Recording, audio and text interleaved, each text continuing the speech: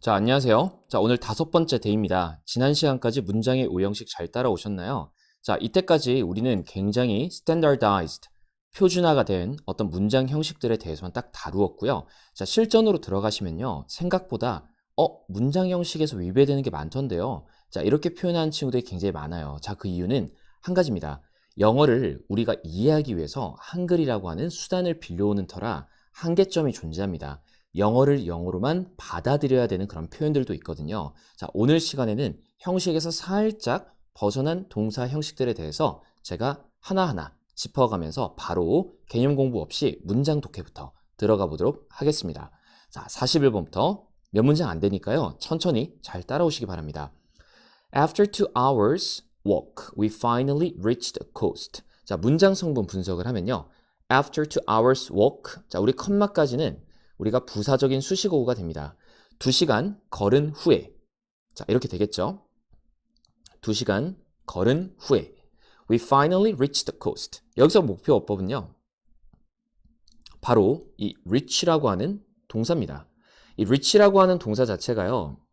이 해석이 뭐뭐에 도착하다라고 뜻이 나와 있으니까 우리가 이거 the coast는 부사적 수식어구가 아니야?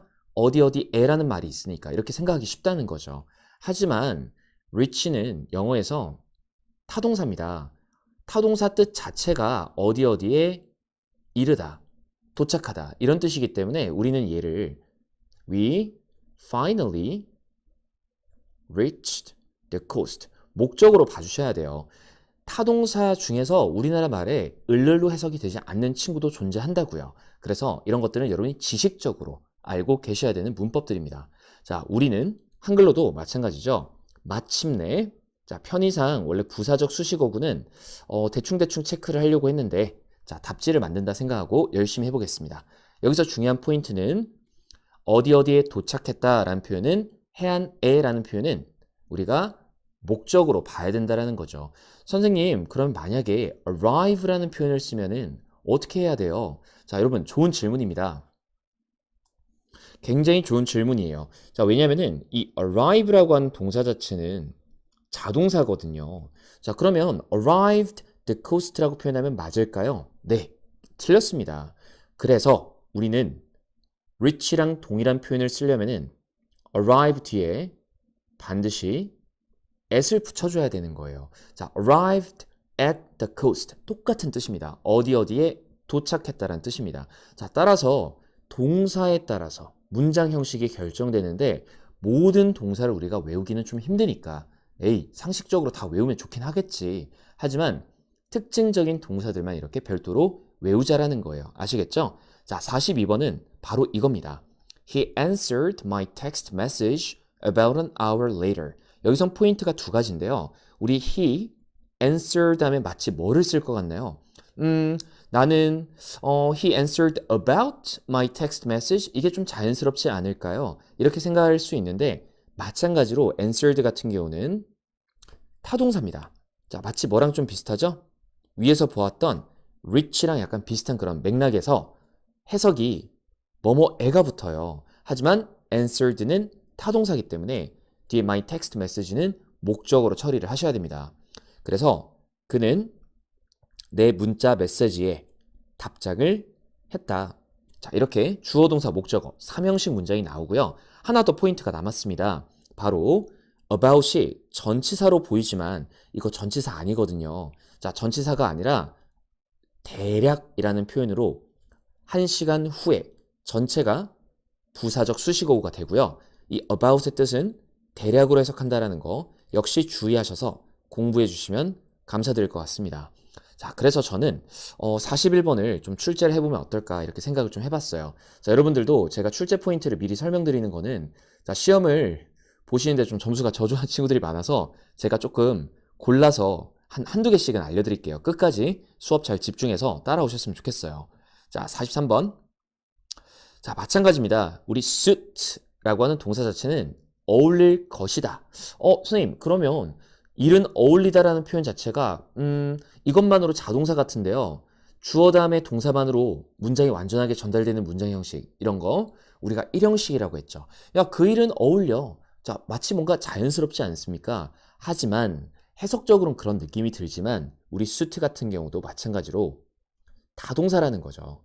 타동사니까 반드시 someone, 누군가는 목적어라고 하는 게 나오고요.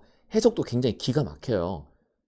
뭐뭐에게로 해석이 되는 거예요. 그래서 동사를 외우실 때 이런 애들은 별도로 suit라고 쓰고요. 뭐뭐에게 어울리다. 자, 예외가 되는 건 항상 조금 조심하셔야 됩니다. 학교 선생님들의 집중 출제 대상이 되거든요. 그래서 뭐뭐에게로 해석이 되지만 우리는 배운 사람들이니까 the job, 그 일은 어울릴 것이다. 사람에게 목적으로 처리를 해 주셔야 돼요. 자, 오히려 with computer knowledge라는 표현은 앞에 있는 someone을 꾸며주는 형용사적 수식어구고요. 컴퓨터 지식을 가지고 있는 누군가, someone을 꾸며주고 있죠. 그래서 이 부분 문장 성분 분석하실 때 유의하시면 좋을 것 같습니다. 명사를 꾸며주고 있으니까요. 사람에게가 만약 부사였다면 컴퓨터 지식이 있는은 부사가 부사를 꾸며주는 거겠죠. 자, 마지막 말이 이해가 안 가면은 여러분 거의 대부분의 학생들은 뭐뭐에게라는 한글만 보면은 부사로 생각하는 게 십상이다. 하지만 부사는 아니다. 이것만 기억하시면 될 것 같습니다. 자, 44번 정말 중요해요. 자, 일단 44번은 지금 보시면 lying, lay, laid. 자, 우리 학교 시험에서 정말 자주 보시게 되는 3단 변형 유명한 두 명의 친구가 있습니다. 자, 첫 번째는요. lie, lay, lay이라고 하는 또 자동사 뜻이 있고요. 자, 그다음 lay라고 하는 동사 원형도 있어요. 자, 얘는 3단 변형이 laid, laid입니다. 자, 참 이런 게 잘 안 외워져요. 이렇게 한 번만 알려드린다라고 해서 잘 외워지진 않더라고요. 자꾸 보고 연습도 굉장히 많이 해야 돼요. 자, 저는 이것 때문에 중학교 때 굉장히 고생을 많이 했습니다. 자, 타동사. 그래서 외우는 비법이 있느냐? 자, 그렇진 않고요. 자, 우리 보통 우리 lie 하면은 뭐 생각하시기 쉽냐면요. 눕다. 자, 눕다. 이렇게만 딱 알고 넘어가는 경우가 있는데 어디에 놓여 있다. 이런 뜻도 있습니다. lay 같은 경우는 타동사이기 때문에 뭐뭐를 놓다. 이렇게 외워주시면 되는데요. 선생님, lie에 거짓말하다라는 뜻도 있잖아요. 자, 맞아요. 그거는 제가 안 쓰려고 했는데 lie가요. 규칙 변화형으로 변화하는 경우는 이런 식으로 타동사고요. 거짓말하다. 자, 이런 뜻도 있습니다. 자, 하지만 이번 본문 설명에서는 거짓말하다라는 뜻의 lie는 없고요. 자, 그래서 이 두 개를 꼭 좀 잘 필기를 해주시기 바랍니다. 자, 44번부터 46번까지 뭐 다른 건 다 필요 없는데 44번이랑 45번은 좀 공통점이 있어요. 뭐냐면은 이 두껍게 dirt was lying thick 뭐뭐하게 하면 우리 부사로 오해하는 경우 되게 많아요. 하지만 우리 배운 사람들이죠. dirt가 주어, was lying이 동사. 이 thick라고 하는 표현은 잠깐 여러분 고민 좀 해보세요. 지금 thick는 두꺼운이라고 하는 형용사가 누구의 상태를 설명하지? 먼지가 두껍다. 이런 뜻으로 말을 하고 있는 문장이니까 주어의 상태 설명을 하네. 상태 설명하면 우리는 형용사 보호라고 체크하기로 했었죠. 먼지가 두꺼운 상태로 내려앉아 있었다. 그런데 한글로 이렇게 말하면 뭔가 병맛 같잖아. 그래서 이렇게 thick, 두껍게 라고 해석하는 건 한글에서 자연스럽지만 우린 배운 사람들이니까 형용사 보호다. 앞부분에서 이형식 부분 잘 공부하고 왔다면 그렇게 이 부분이 받아들여지는 게 어렵진 않을 것 같아요. 구문 분석하면 먼지가 두껍게 내려앉아 있었다. 이렇게 해주시고요. upon the floor, 바닥 위에라는 표현이죠. upon이 생소한 친구들은요. 이거 영국식 표현이고요. on이랑 똑같습니다. 바닥 위에. 자, 이렇게 여러분들이 생각지도 못한 문장 성분들이 좀 많다라는 거예요. 자, 45번으로 한번 와볼까요? 45번 같은 경우도 똑같습니다. I lay awake. 여기서 lay는 뭐의 과거형이죠? 앞에서 우리가 배웠었던 죄송합니다. 자, 화면 잠깐 조정할게요. 자, 앞에서 봤던 이 lie의 과거형이 lay가 되는 거예요. 자, 왜냐면은 이 lay가 만약에 타동사로 쓰였다면 아래 것처럼 타동사니까 뒤에 목적어가 있어야 되는데 awake는 깨어있는 상태, 형용사가 되는 거예요. 형용사는 목적어가 될 수 없었죠? 자, 그렇기 때문에 여러분들이 문장 성분의 앞부분을 놓치면은 굉장히 뭔가 이해가 안 가고 납득이 안 가시는 겁니다. I lay awake. 마찬가지로 나는 어떤 상태로 있었다? 누워 있었다? 깨어 있는 상태로 누워 있었다. Last night. 어젯밤에요. 자, 쉽습니다. I was not able to sleep. 자, 얘는 나는 잠을 잘 수 없었다는 통째로 동사로 처리를 해주시면 될 것 같고요. 자, 문장 성분은 마찬가지로 나는 어젯밤에 자, 이거 조심하세요. 깨어 있었다는 표현은 깨어 있는 상태로 누워 있었다가 의역체로 전달이 되고 있습니다. 나는 잠을 잘 수가 없었다. 전체가 또 주어 동사가 되는 거고요. 자, 좋습니다. 이어서 46번 바로 가보시면요. 이 laid 같은 경우는 우리가 위에서 배웠던 lay 타동사의 과거형입니다. 그래서 얘는 무난하게 laid the foundation of modern science. 단어가 좀 어려운데 foundation이라는 단어는 기초란 뜻이고요. modern, 근대 과학의 기초 이렇게 해석을 해주시면 됩니다. 자, 스펠링 쓰는 거 좀 어려울 것 같아요. 사람 이름은 제가 만약 시험 문제 내면 드리겠습니다. 확립했다. 근대 과학의 기초를. 확립하는 게 뭐냐면 놓아두었다라는 뜻이야. 여러분 어떤 사람이 뭔가가 이룩하려면은 그 전에 쌓여져 있는 게 많아야 되죠. 그런 거를 우리가 토대, 기초 이렇게 얘기를 하고요. foundation. 자, 화장품 foundation도 약간 비슷한 뜻으로 볼 수 있을 것 같아요. 자, 47번부터 50번까지도 이어서 진행해 보도록 하겠습니다. 자, 우리 47번과 48번은 또 애들 장난 같은 3단변이에요. rise, rose, risen. 자, 이건 자동사로 올라가다, 지 혼자 올라가다. 우리 첫 시간에 자동사 뭐라고 얘기하기로 했죠? 스스로 자자. 혼자 생쇼하는 동사죠. 자, 그리고 raise. raise 같은 경우는 타동사입니다. 얘는 규칙 변형이기 때문에 뭐 외울 것까지는 아닌데 그냥 알아두셔야 되는 동사가 되는 거죠. 무엇을 들어 올리다. 사실은 요번 파트 같은 경우는 그냥 동사 좀 유의해서 외워라. 뭐 이 정도가 될 것 같아요. 자, 구문 분석은 여러분들이 한번 해볼까요? 자, 해보세요. 잠깐 멈춰두고 47, 48 해보십시오. 자, 잘 해보셨나요? 자, 저는 중요한 포인트들만 설명을 좀 드리도록 할게요. 자, 47번 같은 경우에 please raise 같은 경우는 명령문이죠. 그래서 명령문은 동사부터 나옵니다. 이런 식으로. 자, 다른 부분보다 더 중요한 거는 이 우리가 배웠었던 raise가 여기에 타동사로 쓰였다. 뭐 이 정도가 될 것 같고요. 자, 여기 보시면 좀 약간 복잡해 보이시는데 접속사는 제가 세모 표시를 했고요. When you need assistance, 당신이 도움이 필요하실 때, 자, 이 표현은 우리가 접속사로 처리를 해서 세모 표시를 하시고 이 전체가 언제 손을 들라라고 얘기를 하는 거죠. 당신이 도움이 필요하면 손을 들어라. 동사, 앞에 있는 동사를 문장 전체가 꾸며주고 있기 때문에 제가 부사적 수식어구로 취급을 했습니다.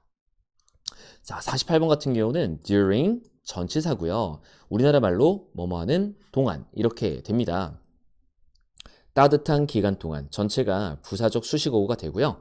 자, glaciers melt 빙하가 녹는다. 이거 자동사죠.